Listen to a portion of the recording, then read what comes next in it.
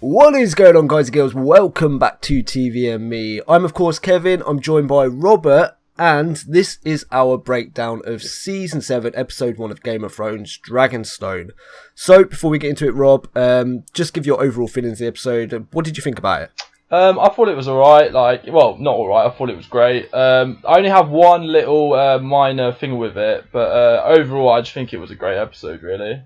Yeah, I thought it was a really good episode. I did see complaints that some people were saying that it was pretty much a tag-on of the end of Season 6. You know, they were just reusing scenes and stuff, which I sort of understand that, but at the same time, for someone like me who didn't go back and watch Season 6, it was great to be put back in that exact same situation of familiar one. It was, so I wasn't as lost. Thing is, that, if you know what I mean. Yeah, that wasn't really my gripe with it. My gripe with it was that it was just this one. It's like a one minor bit. It was just this bit. You know, when Samuel Tarly was looking through those books with Gilly. Yeah. And he found that thing about Dragonstone. You know, there's that like mountain of Dragonstone. Yeah. And he was like, Stannis told him about it, and he was just like, I forgot about it. And it's like, with something that important, how can you just forget about there being a mountain? Did he say he forgot about it? I took from that he said that he didn't believe him. I don't know, I just kind of got like, it just, the way I could have sworn the way it come across was just like, he was like, he told me, but I just forgot about it. Do you know what I mean? That's what I thought I heard anyway. I might be wrong. Right, okay. I've seen it twice now, because... Do you actually remember the scene where he told Sam? Because I cannot remember it for the life of me. I was trying to rack my brain thinking of that scene. I can remember it. It's when they're at the wall and they're in the library, and I can't remember everything about it. But I've got the image of them two having the conversation, and I do have the image of Stannis saying to Samuel that the Dragonstone is covered in dragonglass. Right. So, okay. Like I say, but it's just I don't know what it was. It was just the way, he just dropped it, oh yeah, Stannis told me about that, but I forgot about it. I don't know. That's what it seemed like to me, but I might be wrong. But yeah. All right. So overall, you enjoyed the episode? Oh yeah, overall, just a minor niggle. Yeah, I really enjoyed the episode as well, and I understand where people's complaints are coming from. It's just, for me, it was a great episode because not only did it refamiliarize us with what was going on previously, but it also set up a load of new stuff. With the fact Yora's, where Sam is. What's that place called again? It's the Citadel. I believe, that's it. Yeah. So, but yeah, like I say, everything else was great. I really enjoyed it. I enjoyed all the story. Like I say, it was just that one minor little niggle, but other than that, it was great. So, we started off the episode, of course, with Arya and the phrase. Oh, that scene was great. It was a great scene. I really enjoyed it. And I think it just goes to show, I think that whole scene was set because, in Season 6 we actually saw her kill Frey. Yeah. I feel like they redid that to reiterate how savage Arya is, and the fact that she won't only go after you. She will go after every single person that has slighted her. And I think that's what they're setting up. Because I recently watched the whole of Season 6, I kind of knew straight away it was Arya. I'm pretty sure everyone else did. Yeah, no, there was a few people that actually were wondering if it's a flashback, and I've got to admit there was maybe 2-3 seconds there where I thought, oh, they're doing a flashback. Then it just clicked. No, it was that scene. Like I say, because I recently watched the Season 6 again just before Season 7 started. I just knew straight away it was Arya because all the Freys were there, and I was just like, yeah, they did. So. Yeah. I think I pretty much cottoned on straight away that it was just going to be her getting rid of, the final few Freys and poisoning them. The second they brought out that drink, it was like, oh, okay, I see what's going on here. This might be a stupid question, but does that mean that all the Freys are dead, or is there a possibility there could be some Freys still alive somewhere? I think that was all the males, because I'm pretty sure there was a point where Arya Aswalder Frey said that I've brought all the men together to celebrate our victory, all the Frey men. Oh, right, okay. So all the men must be dead then, yeah. Yeah, so she's wiped out all the men. Oh, okay. Men. Like I say, yeah. Yeah, so I think there's just a dynasty of Frey women now, which can carry on the name and probably not turn them out to be such assholes. Well, maybe they can steer them in the right direction. Like I say, that I think her name was Fatwalder, but that's what they referred to as in Season 6. Ramsay's stepmom. She actually seemed like a nice person, even though she was a Frey. So I think you might be right. I think the women might be better. So of course, from that we actually saw Arya move on, and she actually bumped into some of the Lannister Yeah. army. First things first, like when she first stumbled across that, I honestly thought that she was going to bump into the Brothers Without Banners, and the Hound was going to be sitting there. Well, for a second, when I heard the singing, I thought, "Oh shit, is she going to bump into them all?" And I had that little moment of hope, but it was cruelly snatched away from me. Well, thing is, I kind of knew already that Ed Sheeran, he was good. I didn't know he was going to be in the first episode. I just knew he was going to be in that episode in season 7. And then when I heard the singing, I was like, yeah, I knew straight away that was Ed Sheeran singing, but I didn't know obviously there were Lannister soldiers. But so, what's your whole thought on the whole Ed Sheeran cameo? Are you okay with it? To be honest, it didn't really bother me. Like, he didn't say much, but I don't know. To be fair, I didn't really bother me. To be honest, did it bother you? It bothered me a little bit. I've got to admit, it's probably not a popular opinion. Yeah. But I don't like those sorts of cameos because in that moment I get taken out the show. Yeah. I'm like, oh, hang on a minute, they've got Ed Sheeran in it. We're no longer in Westeros. We're no longer seeing Arya Stark. We're seeing the actor, Maisie Williams or whatever her name is, and we're seeing Ed Sheeran sitting with her and them having this weird social interaction. Do you know what I mean? Well, to be fair as well, what I did notice with that scene was that because I've heard that Maisie Williams is a big Ed Sheeran fan, and what I twigged was she was a bit. I don't know if she did it on purpose, but she was a bit socially awkward because she didn't really. She was looking at all the other like Lannister soldiers, but I don't think she looked at Ed Sheeran once or maybe once and then never again. Yeah, and she was right next to him as well, so. Yeah, I've got to be honest as well with that scene, putting the Ed Sheeran thing aside for a second, I honestly thought, because she was staring at their swords and stuff, she was wondering whether she should kill all those soldiers. I think when they started being nice to her, offering her wine, talking to her, she sort of changed her mind. And I think the final nail in the coffin of that whole situation, or not the nail in the coffin, was when she told him what she was going to do. Yeah. And if they had made a move and tried to attack her, she would have killed them all. But because they sort of laughed it off, I think in that moment she accepted that she wasn't going to kill those guys. Well, to be honest, I kind of got a sort of different sort of vibe. I kind of got the vibe that she was planning on killing them, but then because obviously she was sizing up where their weapons were and stuff. Yeah. And then when they were telling her about they're just missing their families, they're just regular soldiers, they don't really want to be there. I think that changed their mind about killing them. that as well. Yeah, I've got to say that as well. I think the fact they were being nice, the fact they were telling about their families, and the type of people they are, and they're not just random soldiers. That's what I'm saying. Because it's weird. Because throughout the whole of Game of Thrones, whenever I've seen Lannister soldiers, I've never liked them. But then with these ones, I actually like them. I found myself liking them because they just seem like they were just doing a job. It's not they basically agree with what the Lannisters are doing. They're just a soldier in their army, so it made you see a different side of the Lannister soldiers as well. So that was Arya. You got anything else to add about Arya? Not really. Actually, that's probably about. Actually, I think that talk with those soldiers might make her head back to head to Winterfell, and not actually go kill the Queen. But you think she's going to change her mind? Yeah, I think she might, but she could still head down to kill the Queen. But I sort of the thing I wanted, like I said previously, was I wanted her to meet up with the Hound again. Now we know the Hound is going north now, and apparently if Arya is going to kill Cersei, she's going south, so they're going in completely opposite directions. There was that scene from the trailer reaction that we did, remember, where we saw the Hound in a sunny place. Yeah, that is true. So it's still possible that he's going to come back at some point. Yeah. But if Arya does change her mind and decide to go north, I hope that they do bump into one another, because that is still my most wanted scene I want out of this season. Yeah, I want that too. Because that was easily my most favourite buddy comedy, sort of, road trip type of thing. No, it was mine. It was mine too, to be honest. Yeah, I really enjoyed it. So let's move on. Let's go to a brief scene, actually. I'm just going to scan through the episode while doing this so we can sort of pick up on some points. Next up, one scene I want to briefly talk about was the opening as well. And that was when we saw the White Walkers coming out of the snow. Oh, yeah. And there was that realisation about halfway through, wait a second, is that a giant?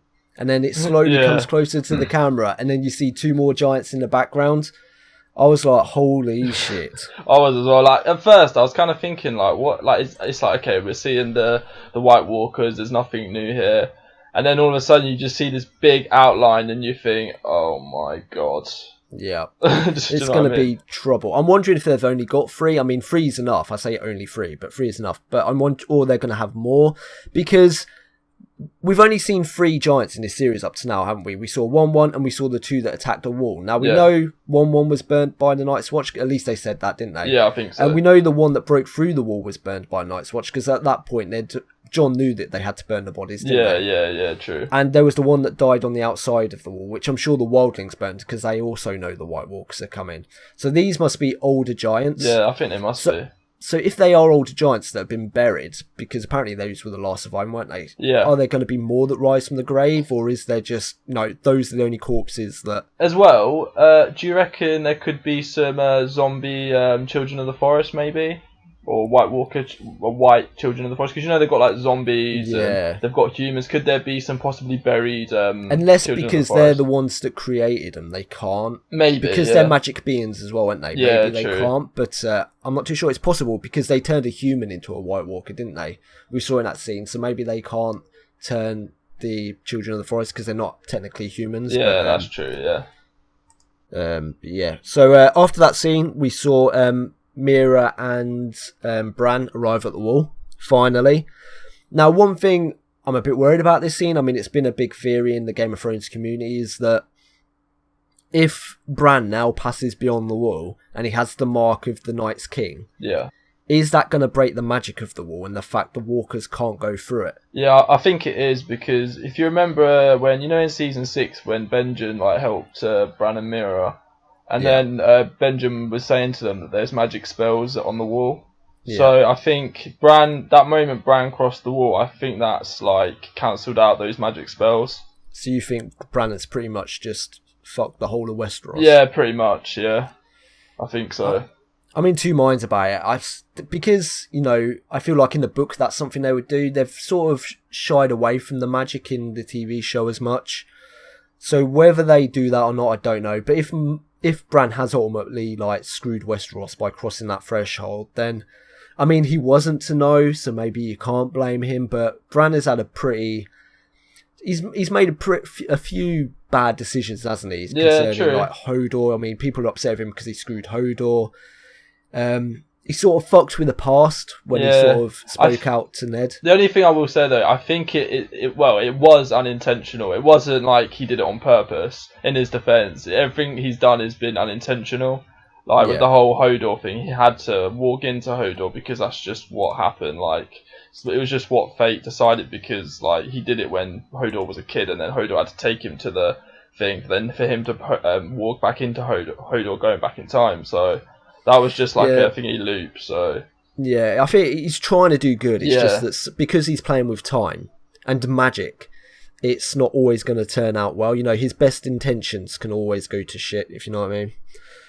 But let's move away from that, unless you've got anything else to add. No, I don't think so, no. Right, okay.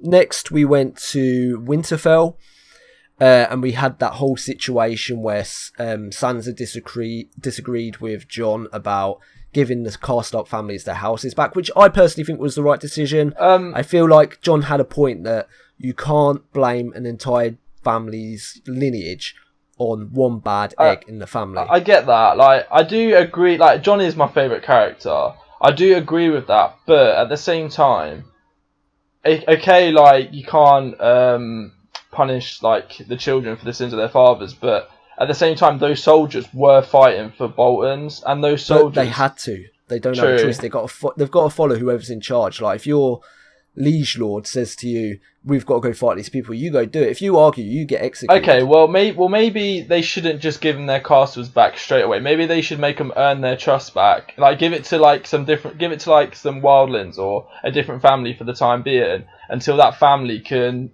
earn that respect and that trust back to get their family castle back. Yeah, I think there's a happy medium there. Yeah, I think Jon went off one deep end, Sansa was jumping off the other deep end. No, just take everything away from them. I feel like they should have their castles back. I even think they should have them back now, but there should be some sort of period where this family has to prove their loyalty. Yeah, that's what I'm saying. Yeah. If you go into battle, their men are at the front to prove that they fight for you. Do you know what I mean? They're willing to die for you. Yeah, or like if they get those castles back, when the White Walkers do come, they have to be, because their castles are on the front line near the wall, the Karstarks and the Umbers. They have to make an army of a wall to hold them off, so like they can prepare what they need to prepare, like that sort of loyalty to make up for that betrayal. So of course, while they were having that argument, Littlefinger was lurking in the background like he does, because he's a lurker. That's true. he's always sitting there, you know, he's always watching. lingering. Yeah, he's just watching, and he's you could see that when Sansa was disagreeing with Jon, he sort of got a bit of a wry smile on his face, as if to say, you know, this is what I want.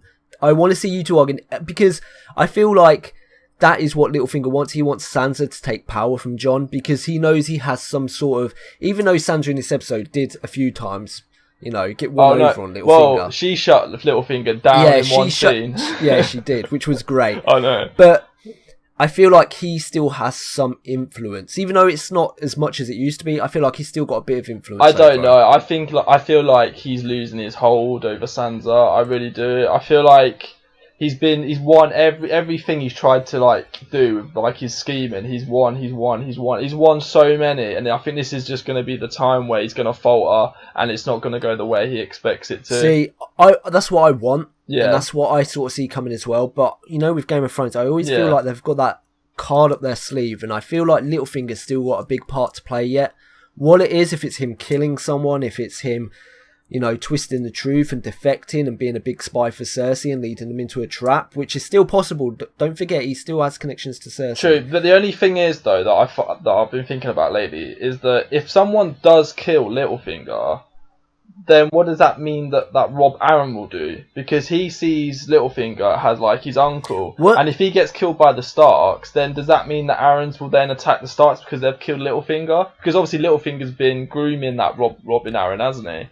Do you know what I mean? So, what's the name of the guy that's in charge of the Vale Army? The one that Littlefinger nearly got killed I think in that scene. His name's Lord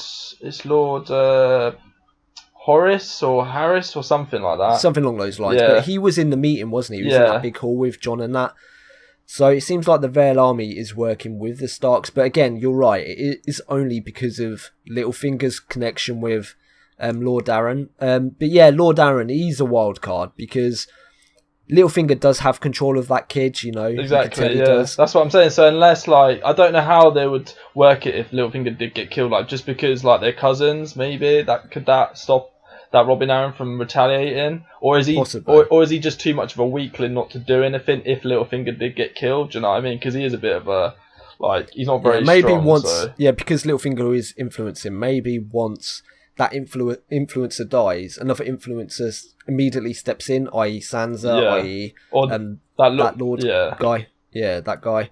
But we'll have to wait and see what happens there. You got anything else to add about Sansa or what's going on there? Well, as well, she mentioned to Jon about not underestimating Cersei, because if you think about it, if Jon's putting all his focus on the White Walkers coming from the north, then Cersei could come up from behind him on the south, and do you know what I mean? So I think Jon needs to have a bit more focus towards Cersei as well, and I think as well, he does need to listen to Sansa. Like, she's right about as well. Oh, absolutely. No, I don't disagree with that. I feel he does have to listen to her. Because as well, what she said was right. Like Rob and Ned, they were like honoured to the T, but they made so many mistakes. They got killed, and he needs to be smarter than that. And I think too honourable. That's what I'm saying. And like, they need to be. I think Sansa and Jon as a team, they'll be unstoppable. Personally, yeah. I understand, like, that is the way you survive in this world. You can be honourable, but you can't be honourable to a fault. There's got to be a line where you say, look, if I don't do something here, I'm dead. Like, Ned had so many opportunities to do something before he died, but he chose to be honourable. He chose to warn Cersei. He was too honourable. He underestimated her. Yeah. But I die a little bit inside thinking that Jon will become less honourable. True. I know you ultimately doom him to death by being honourable and honourable to a fault, but that's what I sort of like about the Starks. Even though it gets them killed, I like that they're honourable. But I just hope that he's able to adapt, like you're saying, he's able to work with Sansa, and they find some sort of happy medium where they can be the good in the world, but, you know, when they have to be ruthless, they can be ruthless to the people they need to be ruthless to, i.e. Ramsay. The way I see it is, like, is like Sansa's like the hand of the king. Like that's what I'm saying. Like they're duo. Yeah. Like he's a No, good that's ruler. a good way of looking at it. That's what I'm saying. She's like his hand of the king because like she's got all that little finger scheminess, and she can do all that dirty, gritty stuff. And Jon can just stay honourable and like, do you know what I mean? As long as he listens to Sansa, I think they'll be all right. To be honest. Right. Yes. Then we went to actually Cersei, and we went to Jaime. They had that brief conversation about, you know, they've got enemies to the west, enemies to the east. And Jaime, actually, this is something which I wanted explained a bit more, and it was briefly touched on this episode, but they sort of then just moved away from it. And that was Jaime's reaction to Tommen dying. Yeah. He did mention it, and Cersei basically said that Tommen betrayed her, which I thought was really cool. I mean, I know Cersei's a cold character, and we also know that she always loved her kids.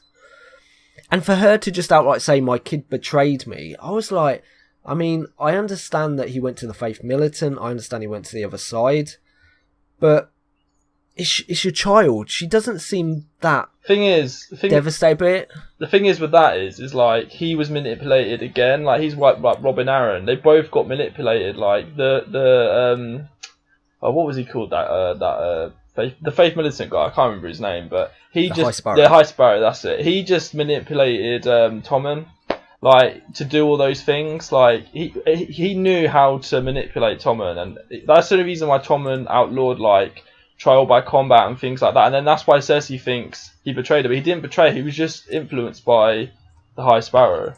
Yeah, I just feel like maybe the deaths of Joffrey, I nearly forgot his name then. Deaths of Joffrey and Marcella, they sort of snowballed into Cersei almost giving up faith in Tommen because she had that witch's prophecy ringing in her ears. Yeah, that's true. And maybe she'd already given up on Tommen. She was looking for an excuse, and, you know, maybe she's actually pushing him away as a way to not have to deal with the mourning process. Yeah, that could be a possibility. It's easier to be angry at someone than to cry and feel sad that they're dead. Do you know what I mean? Yeah. Like, she's probably, because of that prophecy, she was probably expecting it to happen anyway. So like you said, she's probably pushing him away so she doesn't have to grieve as badly, or probably not grieve at all about it. So it was just a bit of a shock, and I wish I saw more of a reaction from Jaime. Yeah. I mean, he didn't look too bothered by it. I mean, you could see that he was concerned, but I don't know, I just wanted more in that scene. I hope they come back to it at some point in the future. As well, I wish they touched upon like what Cersei did in the last episode as well, like, because he didn't say anything about, unless he's like harbouring that inside him. And then, mind you, know what I mean? Yeah, in that scene as well, Cersei did say to him, "Are you scared of me?" And he said, "Should I be?" Yeah. So, you know, maybe he's holding back his cards because he's not 100% sure what sort of state of mind or what Cersei, you know, he thought he knew her, but she's gone above and beyond recently. Yeah, so. She's a bit crazy. So, of course, from that scene as well, let me just get to it, we had Euron. Now, I've got to start this off by saying, last season when we met Euron, I wasn't really impressed by him. I wasn't either. I was like, this doesn't seem like the character that people told me he was, because there was a lot of build-up around him, because, I mean, you told me a few things about him, who he was, because, you know, you're more into the whole lore of it than me. Yeah, because the thing is, in the books, he's meant to be a more badass character, apparently. Yeah. From what I've heard, so... And, you know, last season, it left a bit of a sour taste in my mouth, because I thought, going forward with this character, I don't think he's going to have quite the effect on me, because we're going to be missing Ramsay. He was our big bad, the bad guy we loved to hate.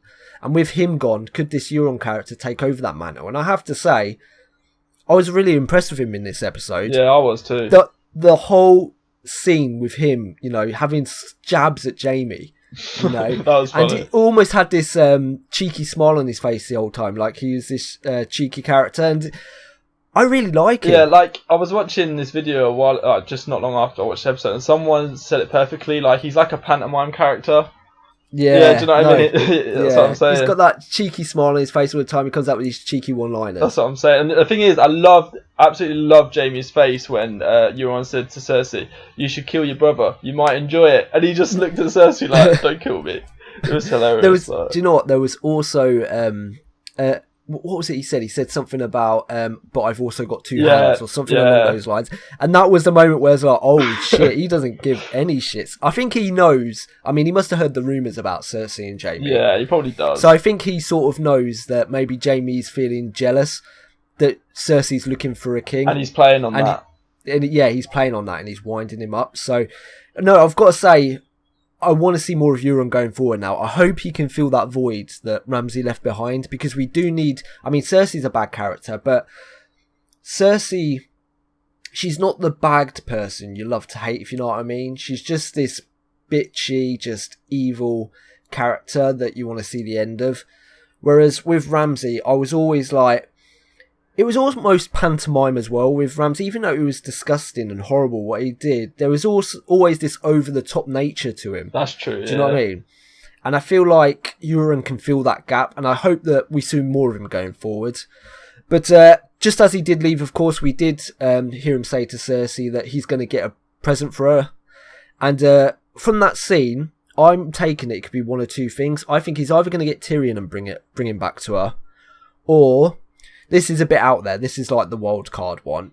He'll get a dragon head and bring it back to him. I won't say anything because I've actually seen pictures of who it's going to be, or what it will be, or what it will be. Sorry. And yeah. So I won't. Like I said, I won't comment on that because I've seen. I don't want to spoil it for people.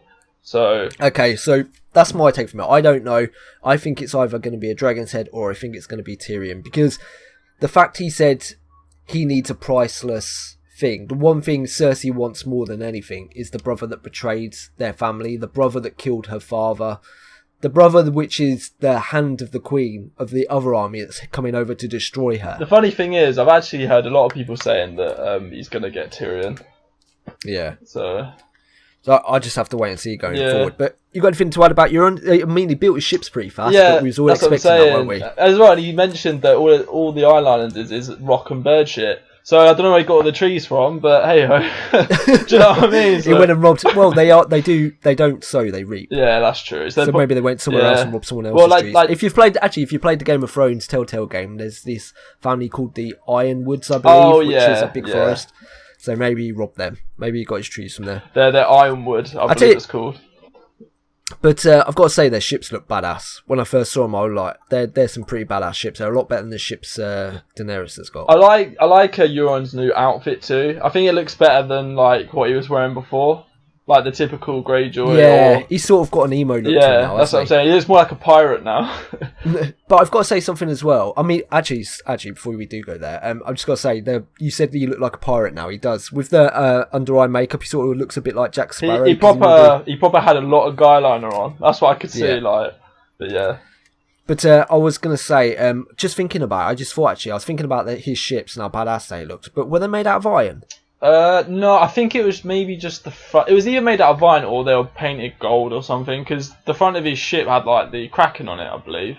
I think it was the Kraken, but I'm gonna have. Let me just try and bring up that scene. So it looks like it's a wood hull painted black, maybe, and then they've got iron, sort of like fortifications around it. So I'm wondering if they've got an iron deck as well. If a dragon attacked from the top and blew fire down onto it, would it be able to survive the fire? The iron. That's the thing. Euron knew that Daenerys has dragons, but also I'm pretty sure wouldn't dragonfire burn through iron like it's butter? No. I guess so, because it did burn concrete, didn't it, or rock, whatever it burnt down. Was it Harrenhal? It burnt down. Yeah, Harrenhal. Yeah. But we'll have to see what's going forward with them. We then moved over, of course, to Sam. We saw him in the monastery with that disgusting, funny. Little montage, which I thought was a great introduction back to Sam, showing that he's in this monotonous, just fucking routine where he's having to clean bedpans, stack books. With that, I feel like they could have probably shortened it and made someone else's scene a bit longer, because I didn't need to stare at Pooh for however long that was. As much as I didn't like staring at Pooh, I sort of enjoyed that little montage. I think it was a good little reintroduction to Sam, getting to know what he'd been up to. I think in that short, it was only like, 30 seconds long, but it sort of showed us what he'd been up to this whole time, do you know what I mean? Yeah.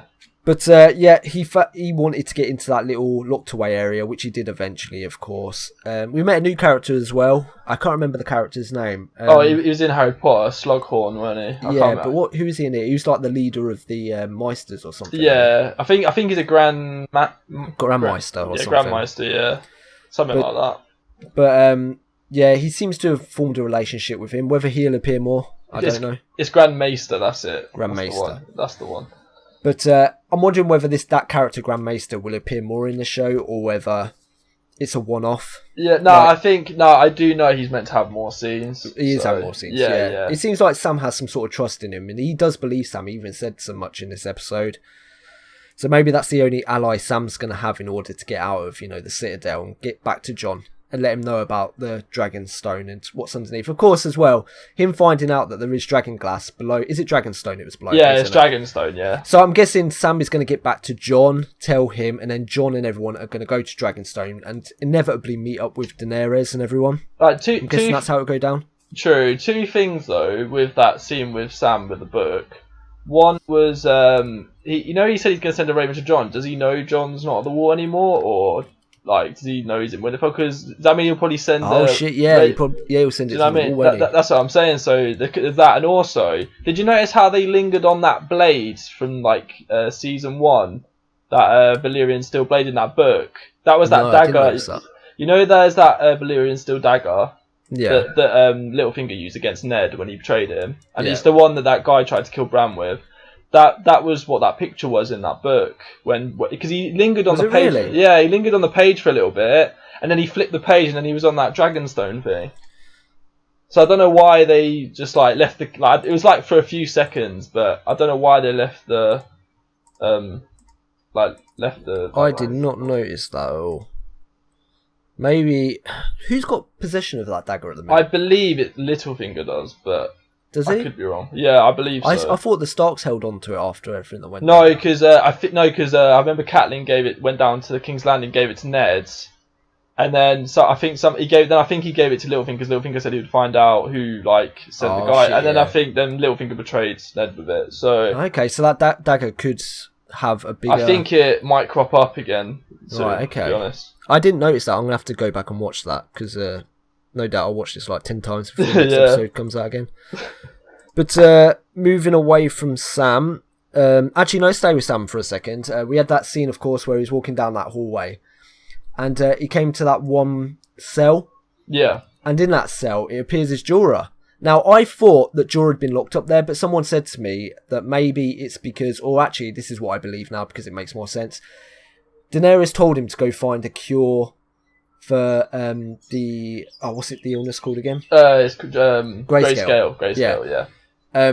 Find a cure for Grayscale, and where would the one place be, the best place in order to find that cure? It'd be where all the knowledge is, the Citadel. So maybe he's in some sort of quarantine. Yeah, I think he is. I think all them other cells might be quarantine as well. So you think they're all, so they're all people with the same affliction. Because if you notice, Sam was wearing gloves as well, when he was collecting the bowls. So obviously it can transfer over objects. Do you know the worst thing about that scene as well? When it was coming down the hallway, I knew that there was going to be a jump scare, just the way they set it up, but I still jumped. I think that scene was in the trailer. I'm not 100% sure, but there was two trailers. Trailer. Yeah, I didn't see the first one. It might have been in the first trailer. Yeah, I didn't see that trailer. So when I saw it was Jorah, because apparently a lot of people saw the trailer, I did see that in the comment section. They knew Jorah would be there. Yeah. So, yeah, it was a bit of a surprise to me. But he's in the same place as Sam, so is he going to get cured? Well, they have a connection, don't they? Because he knew his dad, didn't he? Jorah did? Yeah, Sam knew Jorah's dad because he was the leader of the Night's Watch. Oh, of course, yeah. So there's that connection. So yeah. So it would be nice if Jorah does get some, or even if he doesn't get a cure, if his whole arm is turned and he decides to go with Sam to Winterfell because he feels like he needs a noble cause before he dies because there is no cure. And maybe because he did ask about Daenerys as well, so maybe he knows Daenerys has come now. He's going to go with Sam and they're going to go Dragonstone. Maybe he won't go to Jon, maybe he'll go straight to Dragonstone. Do you know what would be interesting? I don't think it would ever happen, but you said maybe if he doesn't cure his ghost still, but he still goes with Sam. Yeah. Imagine if he came face to face with the Night King and he touched the Night King. What would happen? Do you know what I mean? Would the Night King get Grayscale even though he's the Night King? I personally say no because they're magic. Do you know what I mean? This is a human affliction. I'm not sure human and magic sort of have the same symptoms or the same biology sort of thing. Maybe it would be interesting to see though what would happen. Yeah. I'd like to see that, but I honestly think now, thinking about it, that maybe Sam won't go to Jon. Sam will go straight to Dragonstone to get some of the dragon glass, and Jorah will go with him because he wants to get back to Daenerys, maybe. or something along those. Maybe he will get cured. We just have to wait and see. Well, the thing is, that little girl, Shireen, she got cured, didn't she? So maybe there is a cure. Well, yeah, there. we know there's a cure out there. It's just if they can find it or not again. But moving away from that, let's go over to the Hound. I have to say as well, this was probably one of my favourite scenes in the whole of this episode. Mainly because it was such a cool callback to that one scene he had with Arya, where they went to that house. There was that man and his kid, the young girl, and they fed him, and then the Hound just didn't care, so he robbed them. He took their gold, and we now see what the fallout was from that. They starved to death. They had no money. They couldn't buy food.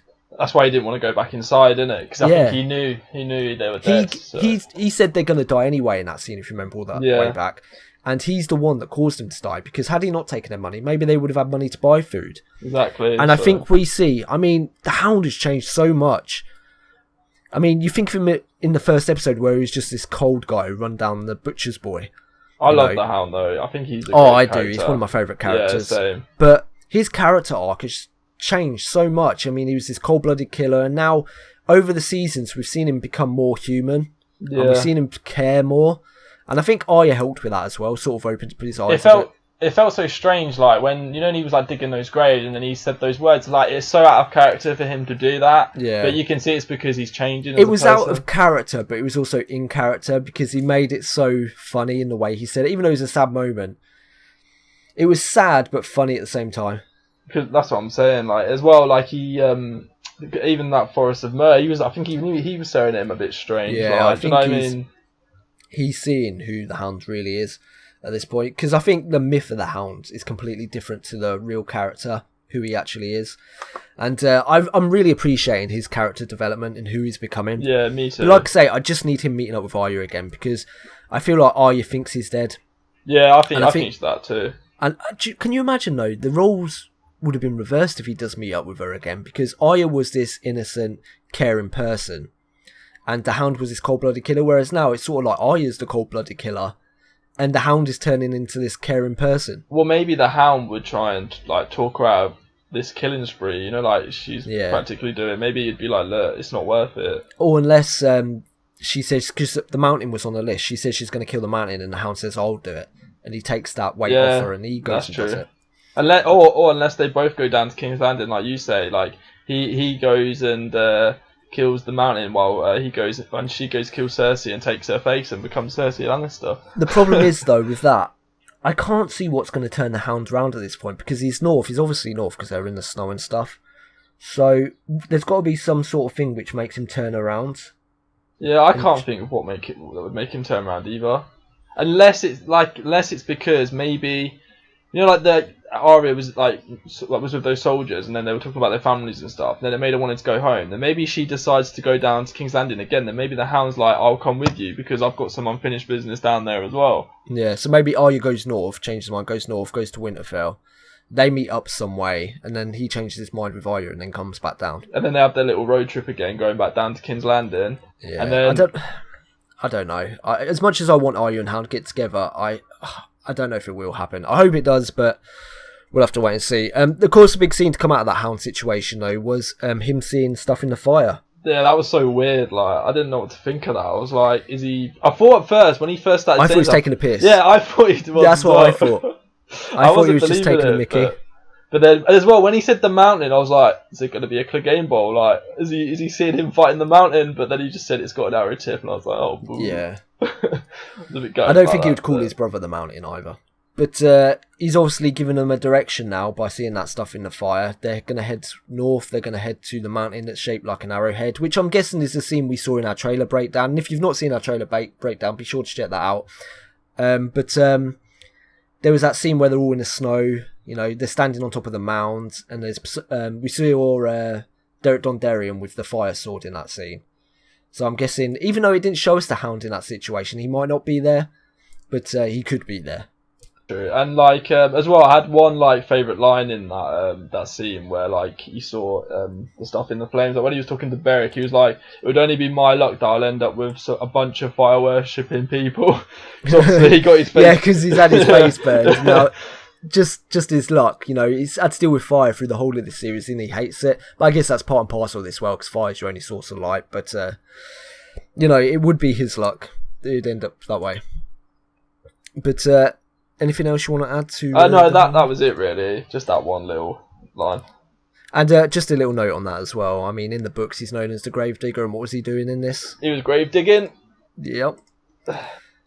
We've done the Sam scene, we've done that. So finally, we're on the last part. Daenerys arriving at Dragonstone. That was awesome scene. That was an awesome scene. I love the music in that scene as well. I did as well. And I love the cold close where it just went silent. They walked through the room where we once saw Stannis standing.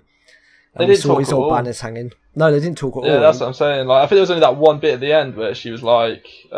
Should we begin? Yeah, she would begin, that's it. But before that, there was a moment where she approached the throne in Dragonstone. She stared at it, and I was wondering, is she going to sit on it? But I think in that moment she chose not to. She chose that she's going to sit on the throne. The first throne she sits on is going to be the one in King's Landing, the Iron Throne. True, I think she just wanted to crack on with things. I didn't think she just wanted to like sit around and start ruling. She just wanted to go straight to that room at that table and start plotting like who she's going to take out, who she can get on her side and whatnot. Yeah. So... and also, like I say, I enjoyed that cold close where it's just silent. She walked across the table, run her fingers across it, and it sort of throws back to Stannis and him standing there and how long ago that all was. I thought that was a really cool moment. I love these callbacks where you enter places where previous characters have been and you sort of remember those scenes. It's like, oh man, I remember that scene. And then she comes to the end of the table and she says... Shall we begin? Do you know? Good. Do you know? I kind of wish they did though. It might be a bit corny, but I kind of wish when they went back into that hall, like Stannis was just sitting there. Like Brienne didn't actually kill him, and he went back to Dragonstone. He was just sitting there, and then like they had a few words, and then she just killed him. I thought that would have been great if they'd have done that. I don't know. Seeing Stannis alive, just having murdered instantly again would just be. I wouldn't be happy with that, I don't think. Well, no, because thing is, we didn't actually see him get murdered, did we? Like, No, I like my confirmation. I like to see someone get stabbed to death. Like, so even if like they brought him back just to kill him, that'd satisfy me. Like, because I just think that'd be fitting. Like, he goes back to Dragonstone because he's lost all his men, he's lost everything else, and he's just got nothing. So. That would have been a cool scene to see him sitting there, but at the same time, I wouldn't have wanted her to kill him. Maybe he could be an ally to her. Yeah, I suppose. But then again, like he'll probably still be claiming he's the king in it because he's not the sort of guy to. But did he know there was Targaryens alive? I know. I think he did. He know he was Targaryen? I don't know because I remember they threw them leeches in, but that was for the War of the Five Kings, so he probably didn't. So yeah, who knows? I don't know. But that was the ending. I mean, I'm happy to see where they go next. I'm guessing they're going to follow the Euron storyline. They're going to follow... Theon and his sister as well. Yara. Is it Yara? Yeah. Theon and Yara. I think they'll be in the next episode as well. We've also got to deal with what's happening next with Jon. Is he going to go north? Is he going to go south? I'm guessing he's going to go... I think Jon is going to go north no matter what. And I feel like Sansa's going to go south. I feel like that's the logical thing. But I don't think... I think Sansa will stay at Winterfell. I don't think she'll head south. Do you mean Arya? No, I think Sansa might, because she knows the threat Cersei poses, and I feel like she'll try and get Littlefinger to fight against Cersei. And I think, like I say, Littlefinger's got some sort of card in his back pocket where he's going to do a big switch and betray the Starks. Well, when was the last time he had interaction with like Cersei? Because I think that was like season 4, wasn't it? He hasn't really... Unless there was only that one other time when he took Sansa to the Boltons and he got that Raven, but other than then, I don't think he's had much communication. But... He hasn't, no, but just the character of Littlefinger. I feel like because Sansa is slighting him now, she's getting one over on him, he won't like that, so he'll revert to, alright, if you're going to be arseholes, I'm just going to get you killed, and he'll go side with Cersei, because we know he's a snake, and that's what he'll do. True, they could have done it as well off camera as well, so we didn't actually see it, so it could be that possibility. But yeah, I can't wait to see what's next. I'm really looking forward to it. I mean, like I say, great opening episode. We had a lot of carry on from the end of season 6. Plus, they set up a few new things. But I think now we've got to dive into the actual story again, because we've only got 7 episodes this season, and it's so few. We've only got 6 left. 6 episodes left to tell an entire story for this season. And I feel like, because they're only doing 7 as well, I feel like they've got to rush through it, which I don't like. Yeah, I don't like that either. Like, I wish they could spend more time in places, because as well, I feel like in that episode, a lot of the scenes with people was like not that well. It was long, but not as long as I feel like they could have done it. Maybe. Yeah, there was only like maybe 7 entire scenes, wasn't there? Yeah, I feel like Sam got more time in this episode, but I feel like last season he didn't actually get that much time. Yeah. So I feel like he'll be more of a prominent character this season, I think, as well. Yeah, even getting to Dragonstone with Jorah, which is my theory. But we'll have to wait and see. But that's about it. So thank you guys and girls for watching. I hope you enjoyed our review. We'll be doing this in person next time. He'll be joining me for season 2, doing a reaction with me, and then we'll have a big discussion about the episode straight after it. So it'll all be one video. So thank you for watching, and until next time, bye bye. See ya.